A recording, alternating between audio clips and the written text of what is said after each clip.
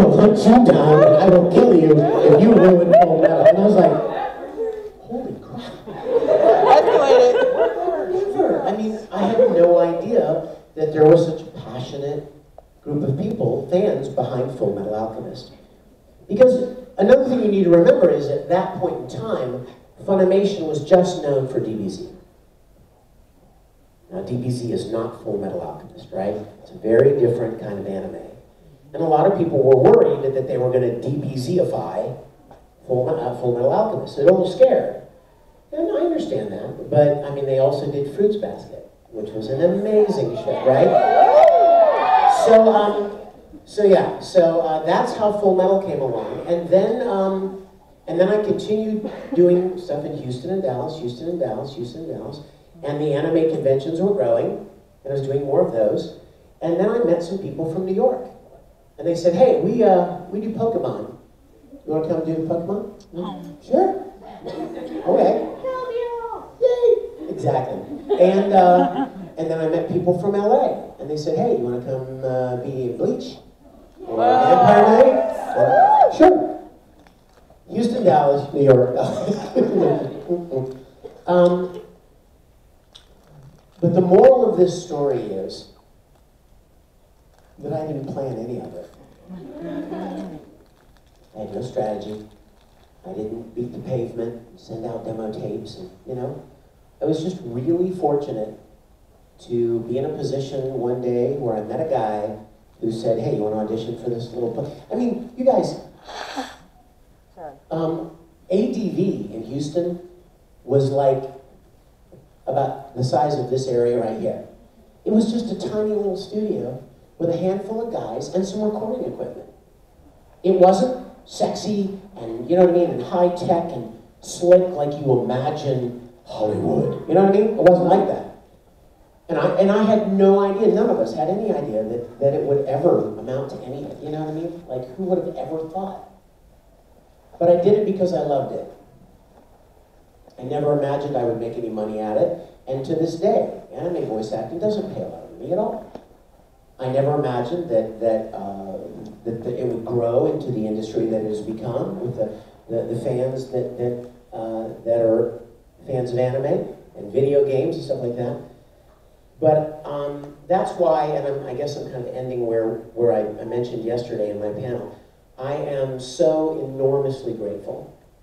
I am beyond blessed, more than I ever imagined, and certainly more than I deserve by the opportunities that I was given. But I will tell you, and here comes the part where like it's in your hands.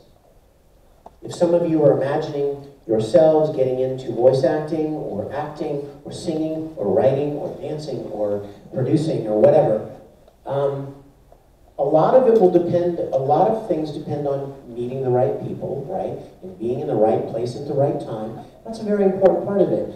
But there's a part that's up to you. And this is the part that lies in your hands, within your control. You know what it is? Preparation. You have to be able to do the thing when the door opens. You know what I mean? You have to have prepared so when the opportunity comes, you're ready to do it. If you're interested in voice acting, get involved in acting. I mean, that's the key. It's not about making funny voices. It's not about imitating characters that you hear on other shows, because guess what? There's already people playing those roles. You know what I mean? Like, I can imitate Yoda all day, but I'm not going to get cast as Yoda, because they already have somebody doing that, you know? Homer Simpson, you know, any of the Family Guy. Everybody, a lot of people can imitate those kind of characters, but it's very different to play a role. That's acting. So if you're interested in that, get involved in your school productions, community theater, church productions, any opportunity to develop your skills. That's the part you can control. And then if and when an opportunity does arise, you're ready. You've got the skills and you're ready to do it. A lot of the people that I know in voice acting got started because they met someone who told them about this, and that's how they got in. So that's lucky break, right? But if you're not prepared, it won't matter. You know what I mean? Like for instance, you know, if Colonel Mustang here, if I say to Colonel Mustang, hey buddy, he says, oh, I've always wanted to be a voice actor. And I go, hey, fly down to Dallas, I'll get you an audition. And he's never done anything. He'd walk into that audition and would blow that chance, right? The chance would come and go because he wasn't ready for it. So the way I like to kind of sum it up, I made up my own little thing, and here it is. Who you know may get you in the door, but what you know will keep you in the room. Does that make sense? Yeah. So no matter what your passion is, no matter what your skills may be, develop them to the best of your ability. Take charge of the things that you can control. And then you just never know. You never know what good things will happen. So let's have questions about anything you want to talk about. Oh, very quick hand back there. Yes, sir. Oh, I'm Pikachu, I have to be quick. Sorry? I'm Pikachu, I gotta be quick. Oh, yes, well, you are. True to your name. It's a mix of Fullmetal Alchemist and Ruby. But I love it. there's a video I seen shortly before coming to this panel that said Alphonse's voice actor was Oscar. So how was it when you getting to be the short end of the totem pole to being able to stand on top and like, look who's short now? Are you talking about Aaron being in Ruby? Yeah, I thought that was really awesome. I was excited. You know, Aaron is, you know, I don't have any brothers or sisters. I'm an only child, and I always would have loved to have had a little brother. Just because I would have liked to, you know, I'd like to teach him to play certain sports, and you know what I mean, and kind of look up to you, and you know what I mean, and you kind of be a good big brother. And I never had one, and so when we did Full Metal, Aaron kind of became my little brother that I never had. And it was especially cool because he was 12 years old. Like, it wasn't like he was another grown-up, right? There would not be that kind of relationship. But because he was actually a little kid, we did all these conventions together, and you know, and I would show him how to do certain things, and he was just this great little kid, and he and I had this great relationship.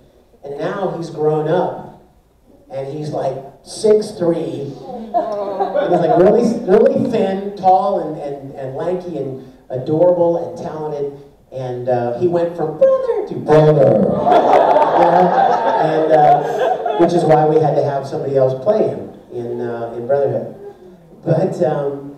But I love him to death, and I'm so glad that he was in Ruby. And there's another show that he and I did together as brothers.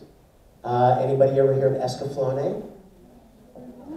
Escaflowne is a classic old anime that Funimation just redubbed. And I play this character, and he plays my younger brother, which is kind of fun. Question? Yes? I was wondering if you can hear your question. Well, that depends. Make your request, sir. My request is, I have a friend, and I know he jokes around with me a lot. He always tells me that FMA is the worst anime ever. So I was kind of hoping, he's just joking about it. Does your friend know that he's retarded? A lot of people don't realize that they are. It sounds like maybe he doesn't know. And I was wondering if you could say a line I have prepped for you. What? I have a line for you to say. You have a line ready for me? Yes. Wow. You're an assertive young man, aren't you? Well, it depends. What's the line? Well, you have to read it. Did you write it down? Yes. Bring it forward. Approach.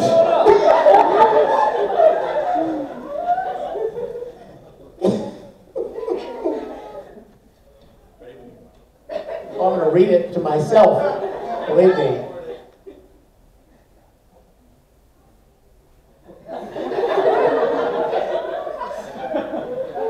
As Edward Elric? Now it's getting tough. Demon Ragna? Sorry? Yeah, Demon Ragna. Why not? What the heck? ready? I got you. You ready? Is it audio? Yes. Just audio? Okay. I know. I know how to record stuff. He's patient too, isn't he? He's thinking, if he doesn't do it now, he's going to bail out. Any minute, he's going to change his mind. Okay, hold on. Here we go. Demon Rag. So, you're Demon Ragna, eh? Well, I have one thing to say to you as the Full Metal Alchemist. FMA is the best anime ever!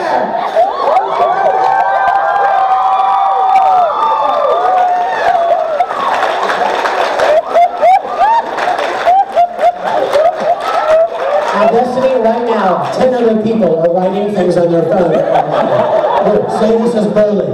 Say this is Kroger. No, that was a one-time deal. Question? Wait a minute, young lady against the wall, please. Just from Full Metal. Oh my gosh, it was the cutest thing ever. He was 12 years old, right? He was in I just mentioned it. Fruits Basket. He was in Fruits Basket, and he was this adorable little kid. He just happened to be a really good reader. You know what I mean? He was really good for a young boy, and he was really expressive in how he read, right? And so they were auditioning a lot of girls to play Alphonse. Well, because, you know, younger kid, and that's pretty typical. Young girls play, or girls play young boys in Japanese, and quite often, Luffy, in American dubs. If it's a young little kid, because here's the problem. If you have a show that's going to go on for a long period of time, kids' voices change, yo. You know what I mean? Like, you can't do that for very long, because then they get older and they don't sound the same. Then you're in a pickle. So that's why the Japanese use adult women, because they'll sound the same for good. And Funimation has done that a lot as well. But with Full Metal, there wasn't any clue that there was ever going to be any more than the first series. So, as they were casting the first series, they auditioned Monica Rial and Caitlin Glass to play Alphonse. But then they're like, hey, oh my God, we have a 12-year-old right here, an actual 12-year-old boy. And we could get this all recorded before his voice changes. And they cast him, and you know what I'm going to tell you? I'm not telling anything on air. He'll be the first to admit this. The hardest thing about voice acting is matching the mouth flaps while you're acting. It's not enough to just match the mouth flaps, and it's not enough to just act. You have to do them both at the same time, and that's kind of tricky. And the reason that Aaron was cast was because Alphonse has no mouth flaps. Oh. Do you ever think about that? He's a suit of armor.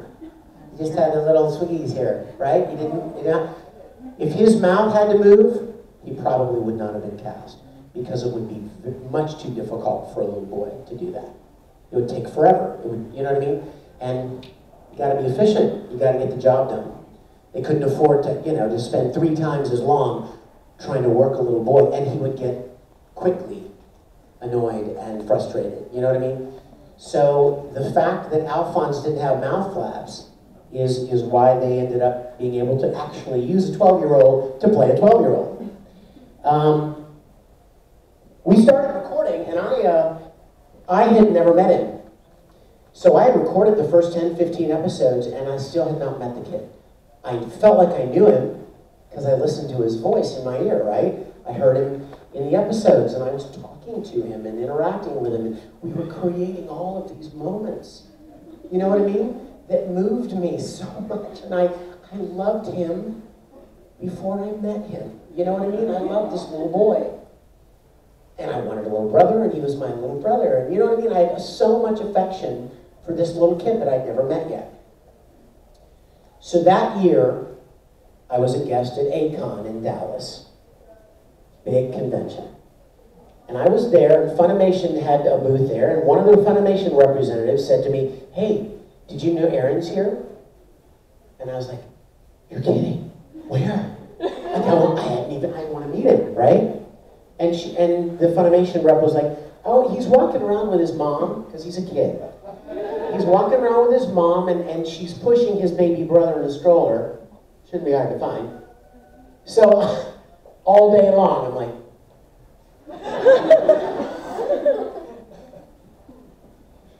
there he was, coming toward me down the big open breezeway of this giant hotel, and I'm like, brother! And I go running at him, and he's going, he's 12, and there's a grown man coming at him full speed, right? And come here, stand up. Like, this is his mom, and he's going, thank you. And and I ran up and I told him who I was, and then this big smile came across his face, and I gave him a hug. And his mom, she's amazing, like, just great, you know what I mean? And it was such a wonderful experience. Is somebody leaning against the lights, I think, maybe? Oh, that's okay. It was dramatic.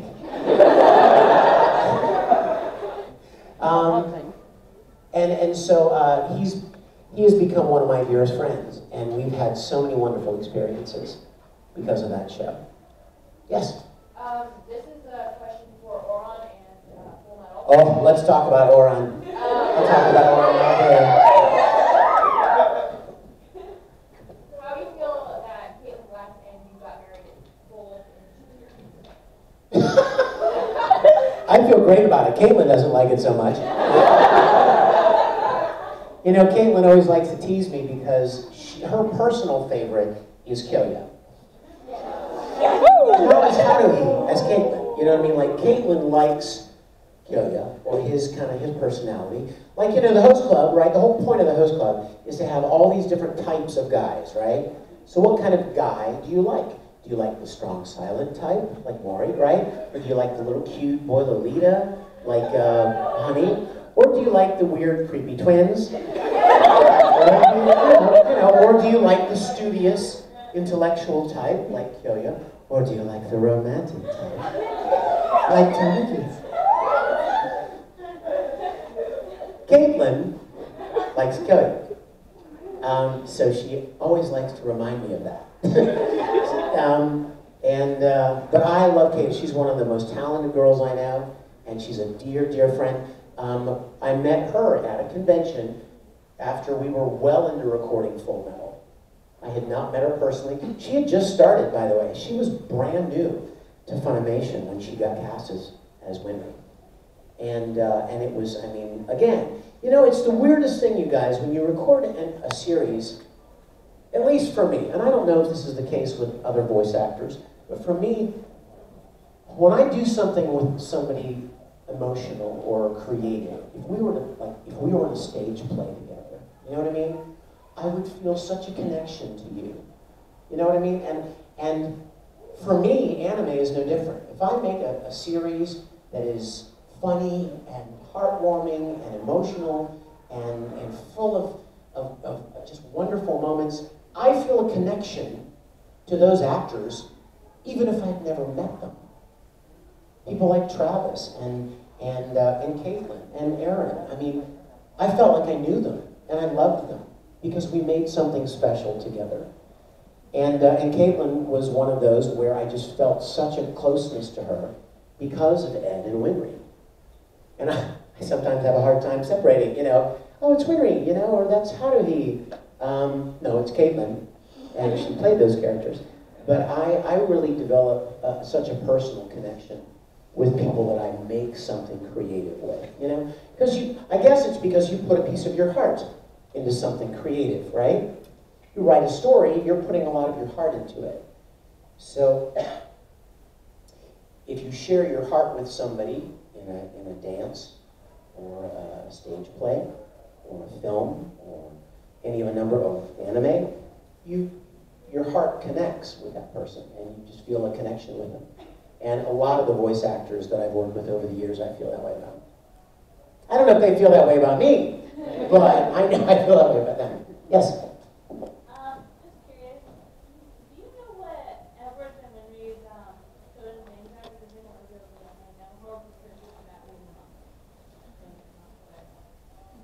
Well, the oldest boy's name is Tamaki. I don't know, but that would be a great, oh my gosh, that's a great question. Do you know, speaking of Full Metal, last year, I was supposed to be going to a convention in Hawaii called KawaiiCon. Been there several times, but I was supposed to be a guest there last year. And the same weekend of that convention is another convention in Houston called Anime Matsuri. And the director of Anime Matsuri called me one day and he said, hey, I know you're going to KawaiiCon the same weekend as our show, but I wondered if you might do a little detour and come by Houston for just one day. And I'm like, oh gosh, I don't know if I could do that, that may tick the KawaiiCon people off, right, who expect me to be there all 3 days. And he said, well, yeah, but I have something really special. I got Romy Park, who played Ed in Japanese.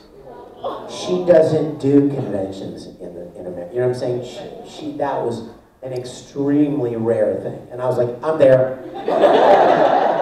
I'll talk to the KawaiiCon people. I'm there. And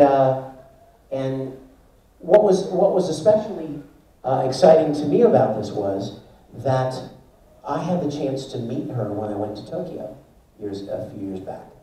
And I really wanted to meet her personally. And we were supposed to do a convention many years ago in Los Angeles, and she couldn't make it. She had to cancel at the last minute. And I bought her this cowboy hat, and I was so excited to give it to her, and then I got to Los Angeles and she had canceled. So this cowboy hat had been on the shelf in my house for years, waiting for the day that I could give it to her.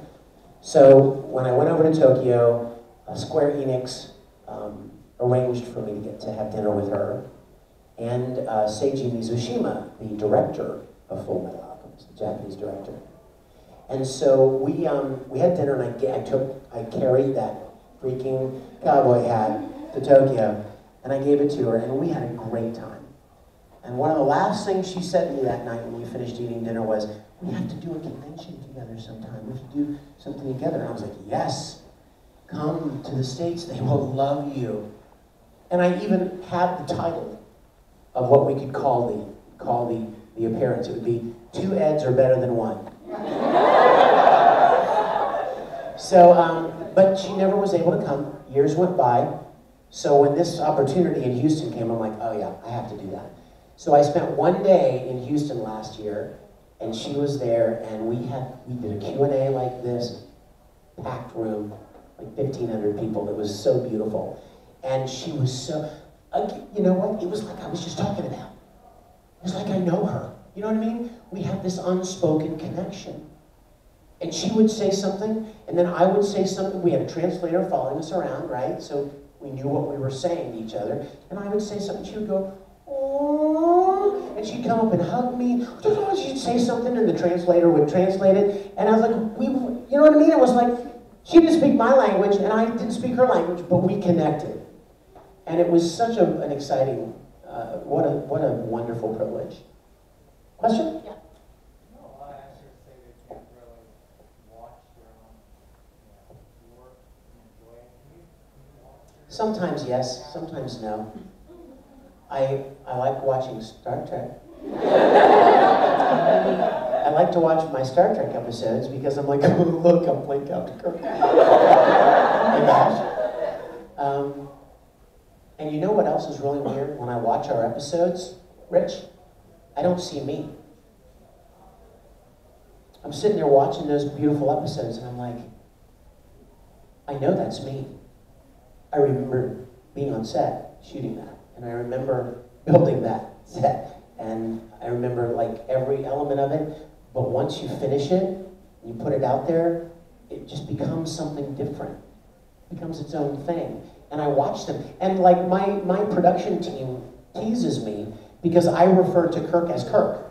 I don't say me. I don't say like when I did that scene with Spock and Bob, I always say when Kirk is doing this and Kirk did that. Will you take that picture of Kirk? And it's a different guy. You know what I mean? So even when I watch the Star Trek series that I'm in, I don't feel like it's even me. As far as anime is concerned, of the 300 different animes that I've done, I could count on my two hands the number that I've actually watched. Mostly because of time. You know, you don't want to watch one episode of something and then never see it again. Like, the ones that I've seen are the ones that I was interested in seeing start to finish. Dean Angel was one of the first ones that I did that I really was excited to see start to finish. Full Metal Panic, Full Metal Alchemist, Oran, of course. A show called Princess Nine that I did years ago that I loved so much. Generator Gall, a show, one of the first lead roles that I played that I loved so much. Vampire Knight. Did anybody see a show that was on Cartoon Network called Kakaishi? Yeah. With the kid and his sidekick Tokine that would fight the spirit animal, what were they called? Ayakashi, in their schoolyard. And that's about it, literally. I mean, there just weren't a lot that I was able to watch. Question? Yeah. Oh wait, you asked one, so let me spread it around a little bit. Yes, Okay. Miss Penn. Okay, Oh wait, are you Peter Pan? yeah, Okay, good. yeah. That scared for me. I'm like, I thought, uh-oh, what if it's not Peter Pan? What if it's another character? I had to leave your panel last night before we could finish the episode. Oh no, she missed the ending. Yeah, but I had never seen any of that series before last night either, so I will definitely go back and watch it. Oh, thank you. But one thing I was really excited to see was that John Delancey was in it. I know, right? Wasn't that cool? Yes. Yes. Because Q was such an amazing character in, throughout the series of what he was in. So I just love that. Yeah, and he and I have done a lot of conventions together. That's how I knew him. I've been over to his house, and we've hung out a little bit. And so when we were writing the story, I thought, oh my gosh, he would be really great for this role. And I didn't know if he would do it or not, because it's a fan thing, it's not something we can throw a lot of money at him, but he read the story, he really liked the story. Oh my gosh, the ending is everything. So please go home and watch the rest of it. I will. You'll enjoy it. I will for sure. Yes, my dear. I have to ask, a little off topic from anime, but you Sure. always have this amazing sense of style. Where did you get your clothes? What?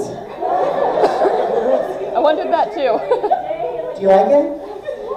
Thank you. You had them studded pants on yesterday, and then when I met you at the Comic-Con, you had red studded leather pants on. Where did you get your clothes? Okay, that doesn't mean I'm weird.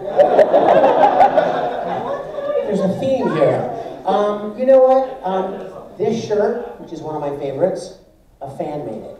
Ooh. I know. And I'm like, can you make me more? Because I really liked it. But I'll tell you the story about it too.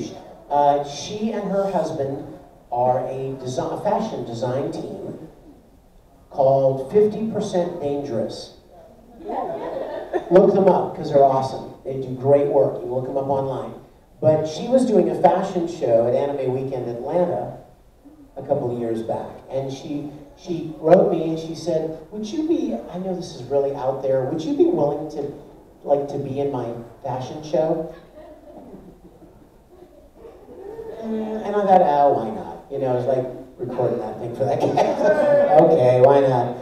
So I said yes, and then when I got there to AWA, she emailed me, and she said, "Can we meet? Because I've got some stuff I need you to try on, right, to make sure it looks okay for the fashion show." And so we got together, and she pulled this shirt out. Now I love blue. Blue's like one of my, this kind of blue, that real pretty rich cobalt kind of blue. I love that color. And she made this, and so I wore it. I'm like, I love this. And she said, "I made it for you. It's yours." I was like, really? And so then I contacted her several months later. I said, "Could you make me another one in another color, but just the same shirt?" So I have one in gray too. And the problem with them is that they're so identifiable that you see pictures online. You're like, "Geez, does that guy have more than one shirt? He wears the same stupid shirt all the time." But I just like them. And as opposed to where I get stuff, I get it wherever I find it. You know what I mean? There's a place like those pants yesterday. There's a really cool website called Warnstar, and they have just very cool stuff like that. And And I can't ever wear it like normally, like, you know, during my everyday week. I don't, but, you know, conventions are fun. People are cosplaying, and you can have fun and wear weird things, right? So, this is basically the only place I get to wear weird stuff. But thank you, I'm glad you like it. Thank you. Yes, my dear. Yeah.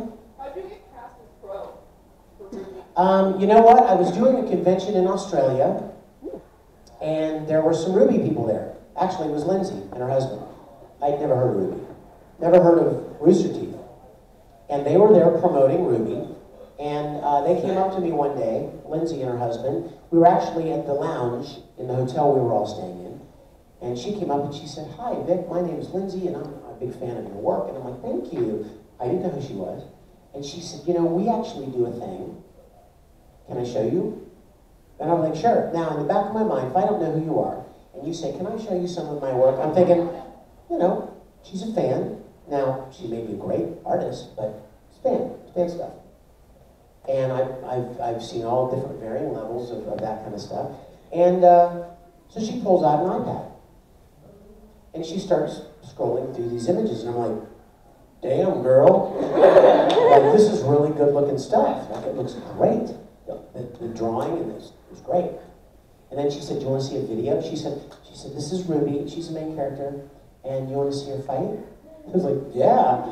So she pulls up this video of Ruby fighting with her sidekick.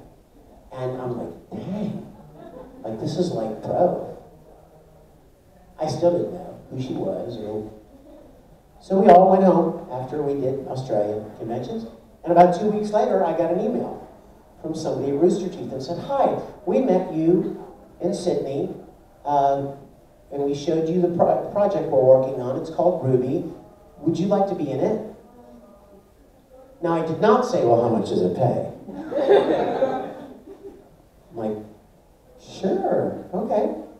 What do you have in mind?" They sent me like a picture of Crow, and it was still just like an early drawing. Like, they hadn't really fleshed him out yet. Didn't even really know like how they were going to use him, or, you know, what he was going to be like.